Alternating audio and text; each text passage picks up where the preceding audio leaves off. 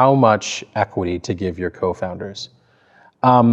This is a problem and a question that a lot of people have written about, and you can see a lot of varied advice online.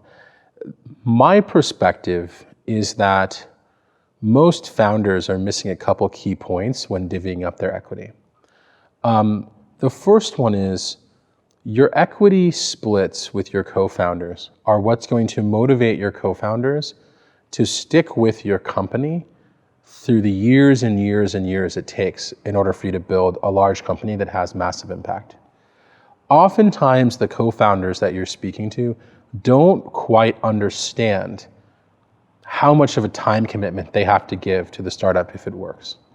And so as a CEO who's responsible for figuring out what the equity split is, oftentimes you have to think about what your co-founders would want, even if they're not thinking about their own long-term interests at the moment.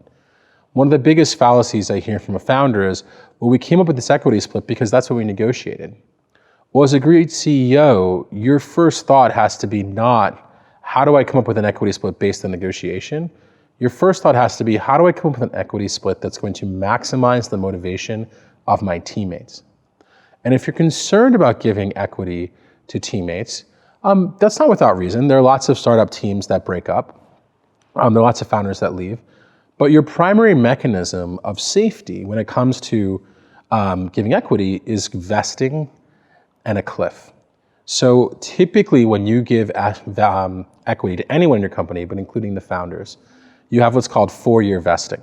That means that you have to work at the company for 4 years to actually get that equity stake. Typically also you have what's called a 1-year cliff. That means if you leave or are fired from the company within the first year, you get nothing.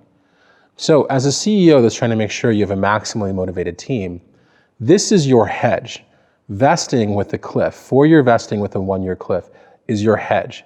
This is your get out of jail free card. If you made a decision that was incorrect about choosing your co-founders, as long as you correct it within 1 year, there's no long-term harm to the company.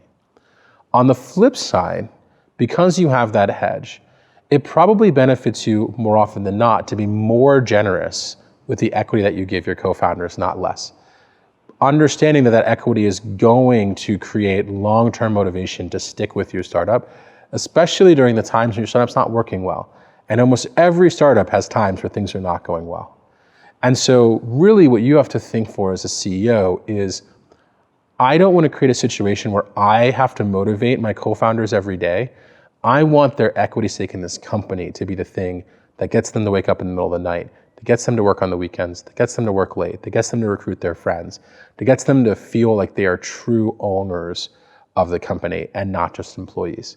I think that I don't want to prescribe exactly what equity split creates that phenomenon, but if you hit it, it's far more valuable. Your company becomes far more valuable because your co-founders are all motivated.